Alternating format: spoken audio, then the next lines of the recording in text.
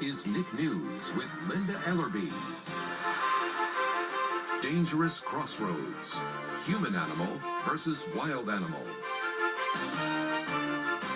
Now from New York, here is Linda Ellerby. If I move onto your land, destroy your house, eat your food, steal your water, and cause most of your family to die, is that fair? Well, but what if you're a bear or a coyote or a prairie dog? Does that change anything? Or is it still unfair? I mean, we're all animals, aren't we? Yes. But some of us are wild animals. And although an intriguing question, the issue here is not which of us are the wild ones. The issue here is this. In a world where human animals keep expanding their territory, what happens when human animals and wild animals increasingly try to occupy the same space? The story of the Utah prairie dog is actually a really sad story. Prairie dogs are rodents. They belong to the squirrel family. Before the pioneers came to Utah, there were a lot of prairie dogs. But then the prairie dogs got in the way of agriculture and they were shot, they were killed. So they declined in numbers. We're Luke and Paul and we live in Murray, Utah. Prairie dogs are little creatures, except they have such big jobs because other animals rely on prairie dogs. They are a keystone species, which means many animals are dependent on them as a source of food and a source of shelter. People say that you should save the prairie dog, but they don't understand what we're going through down here and all the problems that they cause us. I'm McCoy and I live on a farm in Penguich, Utah. When they dig their holes into the ground, it leaves the hole in big mounds next to the hole.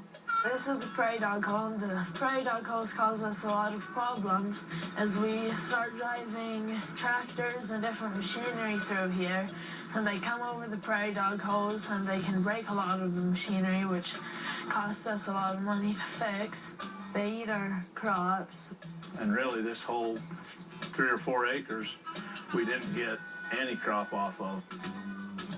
McCoy's family is not alone. Across Iron County, farmers, developers, and other private property owners feel plagued by prairie dogs.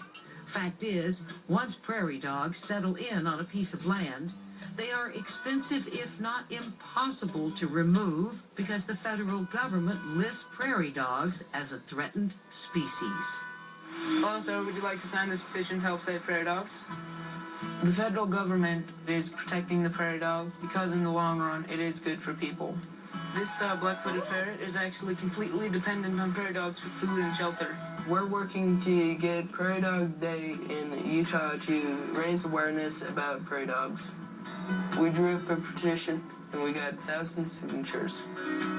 We went to speak before the Natural Resources Committee of the Utah State Senate about Prairie Dog Day. Luke and Paul came to me and wanted to make Prairie Dog Day because in Utah we don't have groundhogs, we have prairie dogs. I'm Tim Cosgrove from the Utah House of Representatives.